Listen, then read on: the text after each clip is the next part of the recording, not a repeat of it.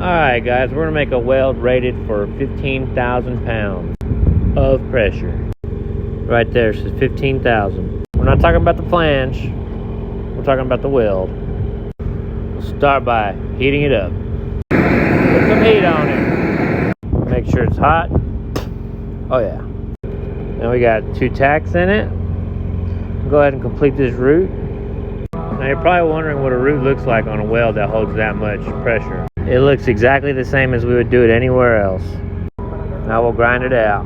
Now we'll hot pass it with a 532 8010. Nothing fancy, I'm just stepping it. Just stepping it. Nothing hard. Now you see me light up.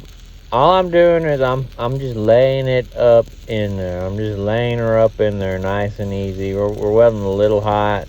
You always kind of want to weld hot enough you can blow through, but fast enough you're not going to blow through. And that's pretty much it.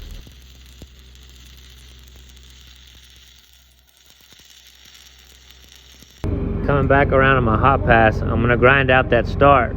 I keep them starts clean. Alright, now we got us a slick little hot pass in the pipe. We're going to do the same thing with the 3/16 this time and put about 180. Just going back and forth. I'm not stacking it, I'm just welding, not stacking no metal. Like I said, the only thing I'm welding this almost identically the same way I weld a hot pass. I just switched up to a bigger rod. I turned the heat up to about 180 and I'm just welding it back and forth. Nothing special.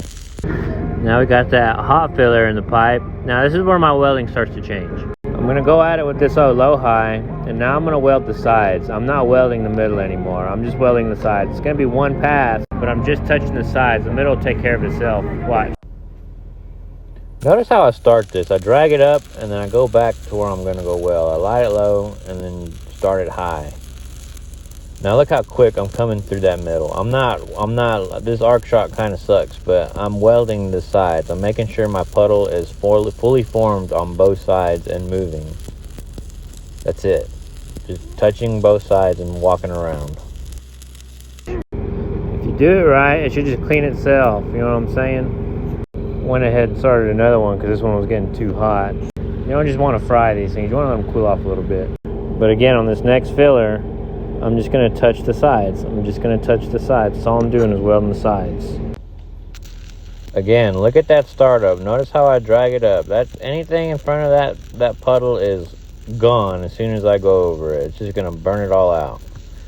Now, right here, we're going wide. We're putting a fat old dad of a filler in there. Now here, what I'm looking at is I'm looking at the sides, but I'm leaving a little space on top, so I have something to follow with my cap. You always want to have something to follow with your cap, and this filler is pertinent to that. Make sure you're paying attention whenever you're throwing that last filler. Alright, we got that in there. It's a little low. Now we're going to put a 2 bead on it, so we're just going to get one and just drag it. We're just dragging this unit. I'm just lighting it up same way and following that edge. I'm just following that edge. The straighter you get your weld to look, the slicker it's going to look. If I'm like moving like a snake's ass, it's not going to work. I got to keep that edge straight. Now we got about half of it covered. We'll go ahead and cover the other half. So right here on the second cap, now you can kind of finesse it a little bit to catch over to that center. But at the same time, I'm keeping that edge straight. I'm looking at the furthest right part of my weld on that puddle. I'm looking right there. I'm keeping that even. Should start scaling up on you. And that's what it looks like. It's a little 2 beater. 2 bead is a safe bet.